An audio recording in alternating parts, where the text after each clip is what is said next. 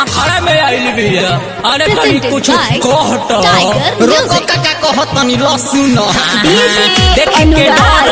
हमरो दुनाली नाचहु मच के तू तुरी हो नटाली देख के डर ना हमरो दुनाली नाचहु मच के तू तुरी हो नटाली तहरा चोली के डोरी तहरा चोली के डोरी धके तूर दी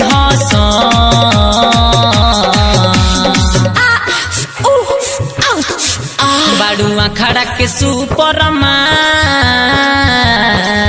बाडुआ खड़ा के सुपरमा लकी लाठी धके हुर दी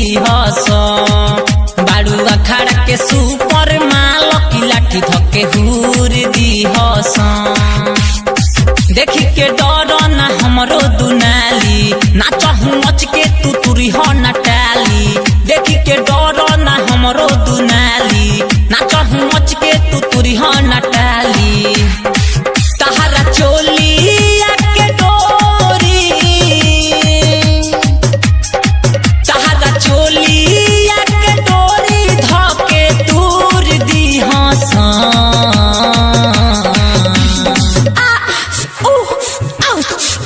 बाडुआ खड़ा के सुपरमा बाडुआ खड़ा के सुपरमा लकी लाठी धके हुर दी बाडुआ खड़ा के सुपरमा लकी लाठी धके अरे हुर दी हो बुझल आई साउंड वाला है साउंड कम कर हाँ तो ध्यान दे हमारे अखड़ा के जितने भी लफुआ भाई हैं कृपया अपना लाठी पकड़ कर अपने से हिलाएं आगे पीछे ऊपर नीचे दाएं बाएं खोद खाद ना करें। हाँ तो दोस्तों कि जब निकलती है टोली तो जलता है जमाना जब निकलती है टोली तो जलता है जमाना हम दूसरों से क्या डरे जब हम खुद हैं महावीर के दीवाना साउंड वाला अब बजाओ डीजे झाड़ के हो घोड़िया बुखार तू देखाओ तारू फूला चोलिया में ले ले बाड़ू दुगो रसगुल्ला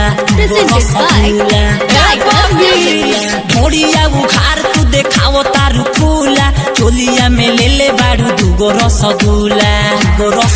जे तने कहबू तने माजा जे तने कहबू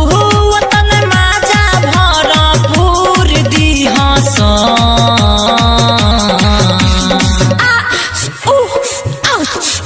बाडुआ खड़ा के सुपरमा बाडुआ खड़ा के सुपरमा लकी लाठी धके हुर दी बाडुआ खड़ा के सुपरमा लकी लाठी धके अरे हुर दी हम कब से कहता नहीं हमारे मालिक से यह गुजारिश है कि ये जलेबी वाले भाई को समझा दे क्योंकि ये अपना दुकान छोड़कर उन लड़कियों पे लाइन मार रहा है अगर इस्लाम फैशन का नजर उस पे पड़ गया तो बहुत महंगा पड़ेगा। श्री राम का नारा इन हिंदुओं की पहचान है श्री राम का नारा इन हिंदुओं की पहचान है और जो हम सब की रक्षा करता है वही वीर बजरंगी हनुमान है हनुमान है हनुमान हो नीचे बाबू खारू ऊपर रखो तारू तोप के बोलू श्रीवास्तव मजा दी लॉलीपॉप के सुनो नीचे बाबू खारू ऊपर रखो तारू तोप के सूजी तो सुदर्शन मजा दी लॉलीपॉप कहेरी तेज बलामुआ कहेरी तेज बलामुआ मुहावा थूर दी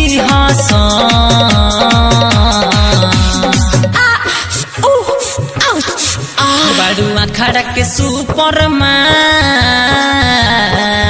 बाडुआ खड़ा के सुपरमा लकी लाठी धके हुर दी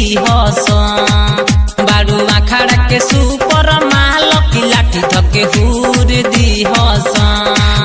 बाडुआ खड़ा के सुपरमा लकी लाठी धके हुर दी